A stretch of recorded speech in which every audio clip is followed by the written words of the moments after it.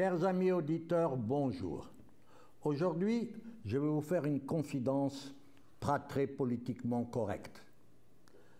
Le monde n'a pas viré au vert. Croyez-moi, certains vont être déçus de cette déclaration, mais c'est la stricte vérité. Les Verts se sont mobilisés pour convaincre le monde que la crise du coronavirus a marqué un tournant dans la prise de conscience écologique. Le discours politique du gouvernement français lui-même semble avoir changé au niveau ministériel et plus prudent à l'Élysée, avec, je l'avoue, des arrière-pensées électoralistes. Bruno Le Maire, le ministre français de l'économie et des finances, qui semble avoir son propre agenda, affiche sa volonté de combiner la transition écologique et la relance économique pour faire face à la crise. À plusieurs reprises au cours de ces 2 derniers mois, il a appelé à une relance économique verte, faisant le souhait d'une économie juste et décarbonée. C'est bien, hein? C'est beau comme terme, décarbonée. Beaucoup parlent d'une relance verte, mais qu'entend-il par ce terme? La relance économique, c'est la relance de la consommation, de la production, de toutes les activités humaines qui font qu'on vit ensemble. Cette coloration verte est une véritable manipulation.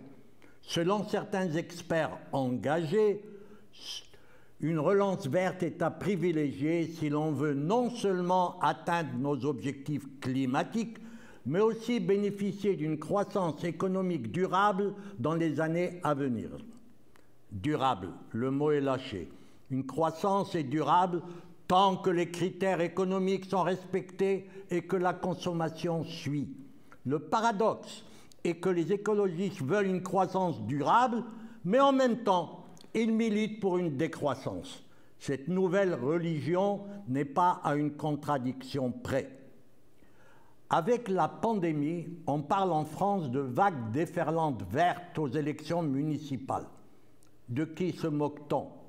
L'abstention a été de 59%, record absolu et inédit. Les Verts ont représenté un peu plus de 10% des votants, soit moins de 5% du corps électoral. Les municipalités qu'ils ont enlevées l'ont été grâce à une coalition avec la gauche et parfois le centre. Avec l'aide des médias, on veut nous faire croire que le corps électoral a viré au vert. C'est ne pas vouloir constater que la majorité des municipalités sont restées à droite, car la France est un pays à droite et les gesticulations des écologistes n'y changeront rien. Laissons-les rêver. Le réveil ne sera que plus dur aux prochaines consultations. La situation sera redevenue normale, même si les utopistes croient à des changements durables. Les comportements mettent des décennies pour évoluer et les épidémies cycliquement subies n'y ont jamais rien changé.